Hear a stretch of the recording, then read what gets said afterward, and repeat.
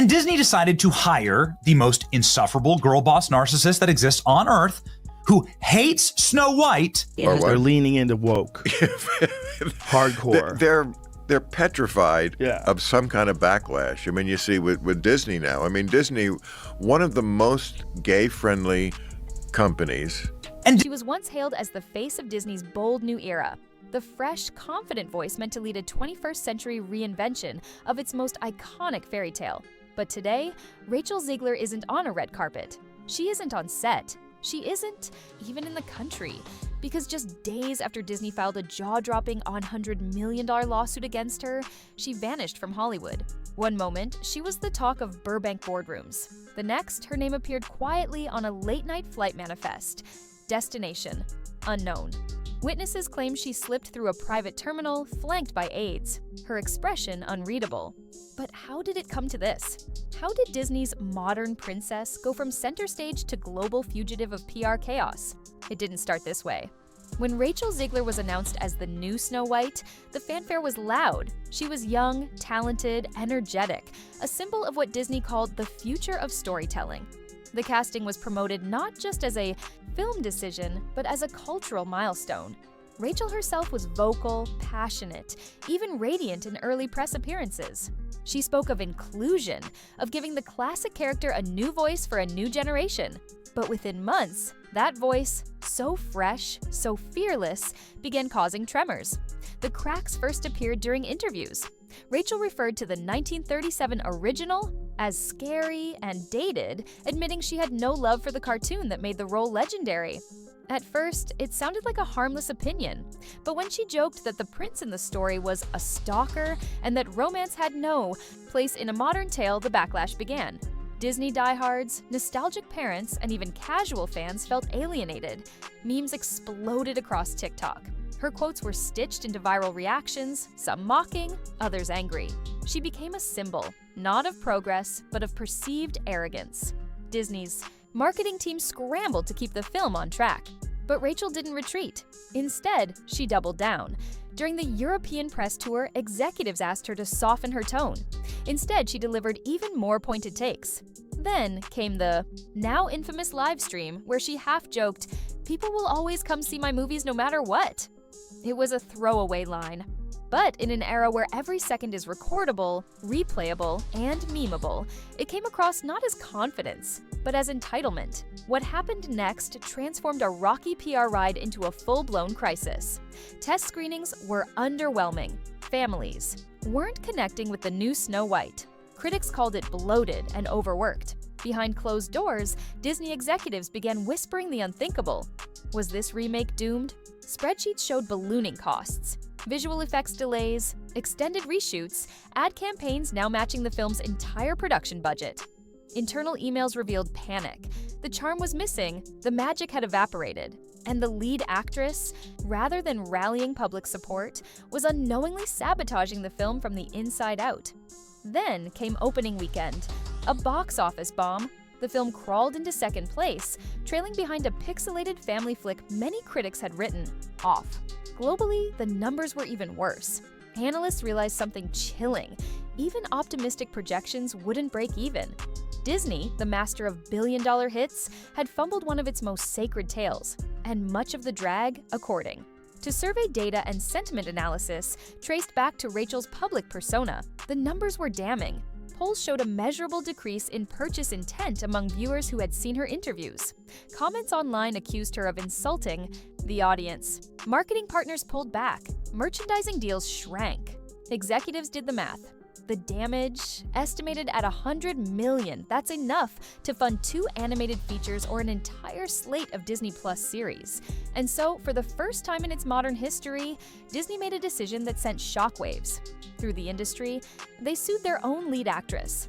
The lawsuit, filed in Los Angeles Superior Court, alleged reputational harm, breach of contract, and a violation of morality clauses meant to protect the brand.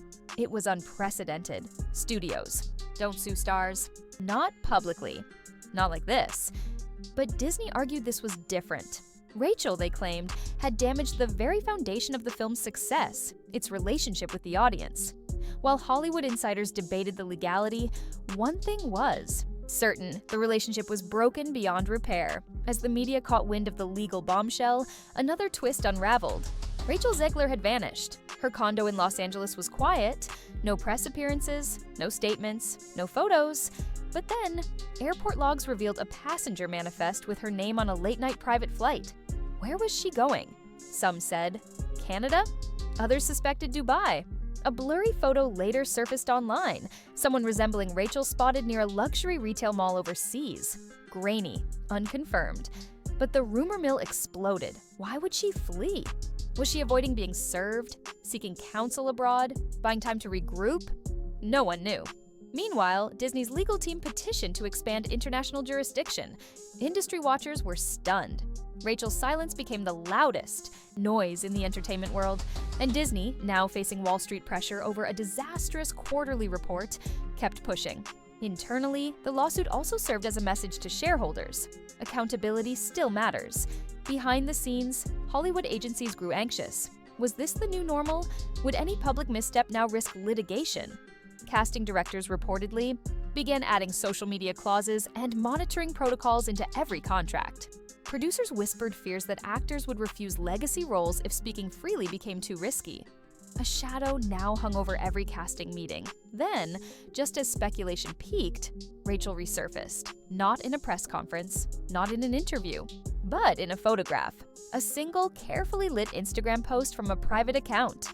She sat at an outdoor cafe, a book in her hands, the skyline glowing behind her. The caption, "Still learning." The image went viral in seconds. Fans parsed every pixel. Was it a peace offering, a PR move, or just a quiet moment, honestly shared? Disney's lawyers saw it differently. It confirmed her location. And that meant the lawsuit could proceed. But simultaneously, back-channel negotiations began. Rumors swirled about a settlement, not a full payment, but a structured plan. Tens of millions, spread over years, perhaps linked to future projects or royalties. Some said it included a public goodwill initiative co-funded by both parties, a charity campaign, a promise to move forward without slander. It was never officially confirmed, but industry chatter implied a deal was in motion. As spring turned to summer, the contrast grew even more painful. The game-based movie that outperformed Snow White, it raced past $1 billion, greenlit sequels, and launched merchandise. Empires. Theaters turned into playgrounds for fans.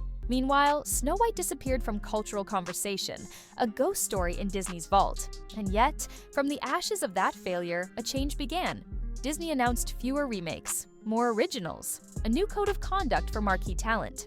One executive described it as Princess Boot Camp, mandatory media training, no political statements until post-release, and full-time PR advisors embedded in future productions. The fallout from Rachel's case wasn't just financial, it was foundational. It reshaped how the company saw risk, responsibility, and reputation. Back in her overseas retreat, sources say Rachel has turned inward, writing, reflecting, journaling daily about the gap between intention and perception. Friends say she's not plotting a comeback, at least not yet, but rather seeking clarity. Whether she reemerges as an indie darling, a podcast host, or a memoirist remains to be seen. What's certain is that her journey has already left a mark, because the truth is, fairy tales aren't bulletproof. Even stories with castles and crowns can fracture when modern voices collide with ancient myth. Disney, for all its sparkle, learned that even a century-old brand can be humbled by a single misstep. Rachel Zegler, for all her talent, learned that charisma without caution can turn admiration into backlash. In the end, the saga may fade into a single whispered lesson in studio corridors. Remember the Snow White incident. But for those who lived through it, executives, actors, audiences alike, it was more than a scandal. It was a reckoning. A reminder that storytelling is a covenant, not a monologue. And when that bond breaks, even a fairy tale can crash land into a very real, very public nightmare. So what do you think? Was Rachel unfairly targeted? Or did Disney finally draw the line? Drop your thoughts in the comments below. We read every one. And if you found this story as unbelievable as we did, don't forget to like, subscribe, and hit that bell for more deep dives into the most shocking stories in Hollywood. Until next time, stay curious and stay tuned.